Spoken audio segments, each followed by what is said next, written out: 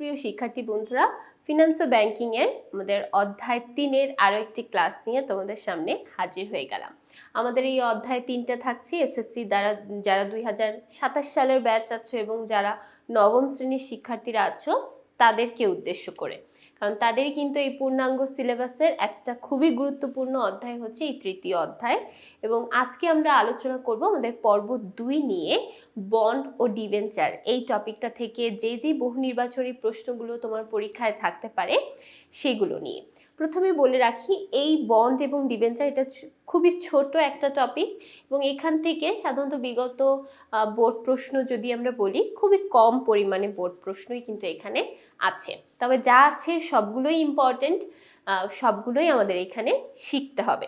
তবে এখান থেকে শেখা খুবই সহজ, খুবই অল্প টপিক এবং দেখা যায় যে ওই টপিক থেকে বারবার প্রশ্নগুলো চলে এসেছে। তাহলে কি কি প্রশ্ন থাকতে পারে সেটা একটু আমরা দেখি। তো প্রথমে আমরা এখানে দেখতে পাচ্ছি আমাদের এই অধ্যায়টা, এই টপিকটা শুরু হচ্ছে 30 নাম্বার প্রশ্ন থেকে। এখানে আমরা দেখতে পাচ্ছি কোম্পানি অবসায়নকালে কাদের দাবি সর্বপ্রথম পূরণ করা হয়। আমরা কিন্তু গত পর্বে একটা সিরিয়াল দেখেছি এবং সিরিয়ালটা যদি আমরা একটু আবার রিমাইন্ড করার চেষ্টা করি, প্রথমেই বন্ড মালিকদের দাবি পূরণ করতে হয়, তারপর ডিবেঞ্চার মালিক, তারপর অগ্রাধিকার শেয়ার মালিক, সাধারণ শেয়ার মালিক এবং সবার শেষে পূরণ করতে হয় বিলম্বিত শেয়ার মালিকদের দাবি। সো এই সিরিয়ালটা যারা যারা পারি না তারা অবশ্যই একটু মনে রাখবো। এই সিরিয়ালটা মনে রাখলে তুমি এই অধ্যায় থেকে যত প্রশ্ন আসবে সব প্রশ্ন মোটামুটি অ্যান্সার করতে পারবে, কারণ এখান থেকেই ম্যাক্সিমাম প্রশ্নগুলো চলে আসে। তাহলে দেখো এখানে আমরা সেই রকমই একটা প্রশ্ন দেখতে পাচ্ছি, কোম্পানির অবসানকালে কাদের দাবি সর্বপ্রথম পূরণ করা হয়। সবার প্রথমে যে সিরিয়ালে আছে সে হলো বন্ড মালিক, অর্থাৎ ঋণপত্র যারা ক্রয় করে, ঋণপত্র যারা বিক্রয় করে তারা সবার প্রথমে আছে। সো তাদের দাবিটা আগে আমাদের পূরণ করতে হবে, অর্থাৎ বন্ড মালিকরা যে সুদ পাবে সেই সুদ আগে তাদেরকে আমাদের দিয়ে দিতে হবে। তারপরে 31 নাম্বার দেখতে পাচ্ছি, বন্ড মালিকরা কোম্পানির মালিক হিসেবে গণ্য হয়, নির্দিষ্ট হারে সুদ পায়, কোম্পানির নিয়ন্ত্রণে অংশগ্রহণ করতে পারে না। বন্ড মালিক, ডিবেঞ্চার মালিক অথবা অগ্রাধিকার শেয়ার মালিক এদেরকে আমরা কখনোই কোম্পানির মালিক বলতে পারি না। কোম্পানির মালিক শুধুমাত্র যারা সাধারণ শেয়ার ক্রয় করে তারাই হতে পারে। সো এখানে অ্যান্সার কি তাহলে হবে, দেখো এখানে কিন্তু কোম্পানির মালিক হিসেবে গণ্য হয়, এটা কিন্তু অ্যান্সার হচ্ছে না। তাহলে অ্যান্সার হবে নির্দিষ্ট হারে সুদ পায় এবং কোম্পানির নিয়ন্ত্রণে অংশগ্রহণ করতে পারে না। বন্ড মালিকরা সাধারণত রেগুলার সুদ পাবে এবং তাদের সুদের পরিমাণটা বন্ডের মধ্যেই লেখা থাকবে, ওই পরিমাণ সুদই সাধারণত প্রত্যেক নির্দিষ্ট সময় পর দিতে হয়। এবং যেহেতু ওরা কোম্পানির মালিক নয়, সো কোম্পানির নিয়ন্ত্রণ, কোম্পানির কোনো পরিচালনা, কোম্পানির ভোট এইসব কোনো কিছুই বন্ড মালিকদের পাবে না, মানে বন্ড মালিকরা এগুলো কখনোই পাবে না। তাহলে এখানে অ্যান্সার হবে 3 নাম্বার অপশন। তারপর দেখে নেই 32 নাম্বার প্রশ্ন, কোন বিষয়ের ক্ষেত্রে বন্ড ও ডিবেঞ্চারের মধ্যে পার্থক্য পরিলক্ষিত হয়। খুবই গুরুত্বপূর্ণ একটা প্রশ্ন বন্ড ডিবেঞ্চার থেকে। বন্ড এবং ডিবেঞ্চারের মধ্যে মেইন পার্থক্য হচ্ছে জামানত। বন্ডে জামানত থাকে, ডিবেঞ্চারে কোনো জামানত থাকে না।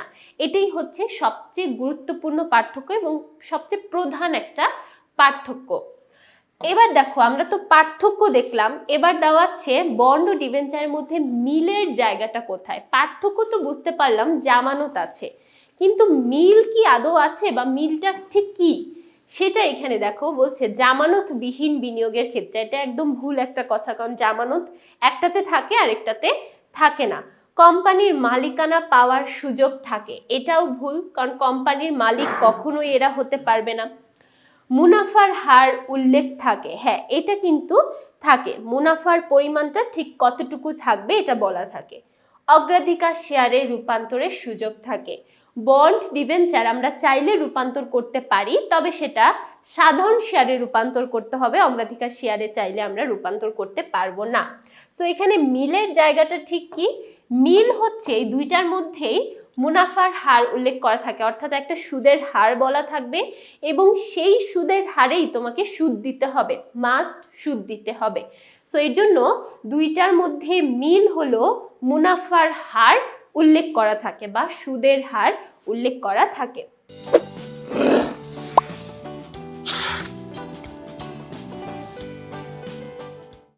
34 নং প্রশ্ন, বন্ড মালিকরা কোম্পানির কি হিসেবে গণ্য হয়? আমরা তো বুঝলাম বন্ড মালিকরা কখনোই কোম্পানির মালিক হিসেবে গণ্য হবে না, তাহলে ওদেরকে কি হিসেবে গণ্য করা হয়? ওদেরকে ঋণদাতা অথবা পাওনাদার হিসেবে আমরা গণ্য করে থাকি। আমরা যেমন একজন ঋণ দিলে তাকে যেরকম ট্রিট করি, সময় সময় তার সুদ পরিশোধ করে দেই, কিস্তি পরিশোধ করে দেই, ঠিক তেমনিভাবে বন্ড মালিকদেরকেও আমাদের সেভাবেই ট্রিট করতে হয়। সময়ের পর সময় ওই সুদের পরিমাণটা পরিশোধ করতে হয়, কিস্তি তো এখানে সাধারণত থাকে না, সুদটা পরিশোধ করতে হয়, নির্দিষ্ট সময় শেষে পুরো আসল অর্থ সুদ সব কিছু পরিশোধ করে দিতে হয়। একটা পাওনাদার বা ঋণদাতাকে আমরা যেভাবে ট্রিট করি, এখানে বন্ড মালিকদেরও ঠিক তেমনিভাবেই জ্ঞান করা হয়। ঠিক আছে, তাহলে এখানে বন্ড মালিকরা কোম্পানির ঋণদাতা অথবা পাওনাদার হিসেবে গণ্য হয়। 35 নং প্রশ্ন, কোন দেশের দায় সবার আগে পরিশোধ করা যায়? কোন দেশের দায় সবার আগে পরিশোধ করা যায়? আচ্ছা, এখানে বলা হয়েছে কাদের দায়টা সবার আগে আমরা পরিশোধ করে থাকি। কাদের দায় সবার আগে আমরা পরিশোধ করে থাকি? দেখো, আমরা কিন্তু একটা সিরিয়াল পড়েছি। সাধারণত আমরা বন্ড বিনিয়োগদের দায় সবার আগে পরিশোধ করে থাকি। বন্ডে যারা বিনিয়োগ করে তাদের দায় আমরা সবার আগে পরিশোধ করে থাকি। তারপর চলে যাচ্ছি 36 নং প্রশ্ন, বন্ডের বৈশিষ্ট্য হলো। বন্ডের বৈশিষ্ট্য কোনটা কোনটা? জামানত, পরিপক্কতা, ঋণদাতা। দেখো, একটা বন্ডের জামানত থাকবে এবং এই জামানত থাকাটা বন্ডের জন্য মাস্ট। পরবর্তীতে যেটা বলা হয়েছে সেটা হচ্ছে পরিপক্কতা। পরিপক্কতা বলতে সাধারণত আমরা মেয়াদ পূর্ণ হওয়াকে বুঝে থাকি। মেয়াদ পূর্ণ হওয়া অর্থাৎ মেয়াদ শেষ হওয়া বা মেয়াদ সম্পূর্ণ হওয়াকে বুঝে থাকি। তাহলে দেখো, বন্ডের সাধারণত একটা পরিপক্কতার তারিখ অর্থাৎ কবে মেয়াদটা পূর্ণ হবে সেই তারিখটা উল্লেখ করা থাকে। সেই তারিখে বা সেই তারিখের মধ্যেই আমাদের বন্ডের মূল্যটা পরিশোধ করে দিতে হয়। ঠিক আছে, আবার দেখো, বন্ডের মালিকদেরকে আমরা ঋণদাতা হিসেবে গণ্য করে থাকি, এটা আমরা একটু আগেই পড়েছি। সো এখানে অ্যান্সার কিন্তু প্রত্যেকটাই হচ্ছে। তারপর চলে যাই 37 নং প্রশ্ন, বন্ডের বৈশিষ্ট্যগুলো হলো। দেখো, সেম প্যাটার্নের প্রশ্ন, তবে অপশনগুলো একটু ডিফারেন্ট। সো এটাই কিন্তু আমাদের ইম্পর্টেন্ট এবং এই টাইপের প্রশ্নগুলোই আমাদের পরীক্ষায় থাকতে পারে। বন্ডের বৈশিষ্ট্য, সুবিধা অসুবিধা, এই পয়েন্টগুলো থেকেই কিন্তু ম্যাক্সিমাম প্রশ্নগুলো থাকে। তাহলে দেখো, বন্ডের বৈশিষ্ট্য আমরা দেখেছি জামানত, ঋণদাতা, উচ্চ ঝুঁকি। এখানে তেমন কোনো ঝুঁকি নেই, কারণ হলো এখানে জামানত থাকে, সো এটা কিন্তু ঝুঁকিবিহীন একটা বিষয়। আবার তুমি নির্দিষ্ট হারে এখান থেকে মাস্ট সুদ পাবেই। সো এখানে কিন্তু তেমন কোনো ঝুঁকি নেই, তাই আমরা উচ্চ ঝুঁকি এটা বলতে পারি না। আমরা বলতে পারি এখানে জামানত থাকে, এটা একটা বৈশিষ্ট্য, এবং আমরা সাধারণত বন্ড মালিকদেরকে ঋণদাতা হিসেবে গণ্য করি। সো এটাও একটা বৈশিষ্ট্য। তারপর চলে যাই, ডিবেঞ্চারকে ঝুঁকিপূর্ণ খাত বলা হয় কেন? বন্ডকে সাধারণত ঝুঁকিপূর্ণ খাত বলা হয় না, কারণ এখানে জামানত থাকে। তাহলে ডিবেঞ্চারে যেহেতু জামানত থাকে না, সো এই জন্যই কিন্তু এটা ঝুঁকিপূর্ণ। তাহলে এখানে ঝুঁকিপূর্ণ হওয়ার কারণ হচ্ছে জামানত না থাকায়। যেহেতু এটার মধ্যে কোনো জামানত থাকে না, সো এটা এই জন্যই কিন্তু এটা ঝুঁকিপূর্ণ খাত।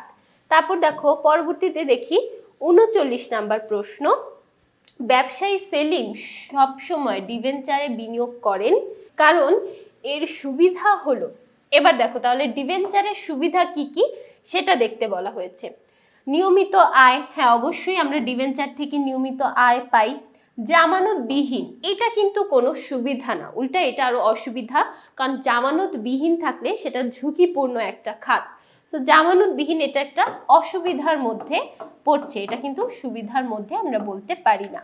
এবং নির্দিষ্ট মেয়াদ থাকে, হ্যাঁ এটা অবশ্যই একটা সুবিধা, কারণ কত দিনের জন্য আমরা বিনিয়োগ করছি সেটা আমরা একটা আইডিয়া পেয়ে থাকি। সো এখানে তাহলে অ্যান্সারটা কি হবে? অ্যান্সার হবে 3 নাম্বার অপশন নিয়মিত আয় এবং নির্দিষ্ট মেয়াদ, এই দুইটাই যেহেতু এটার মধ্যে উল্লেখ থাকে, সো এটা হচ্ছে সুবিধা। তাহলে আশা করছি এই বন্ড এবং ডিবেঞ্চার থেকে আমাদের পরীক্ষায় কি কি প্রশ্ন থাকতে পারে সবাই আমরা বুঝতে পেরেছি, ক্লিয়ার হয়েছি এবং আর কারো কোনো কনফিউশন নেই। তো পরবর্তী পর্বগুলো দেখার জন্য সবাইকে আমন্ত্রণ জানাচ্ছি। সবাইকে ধন্যবাদ।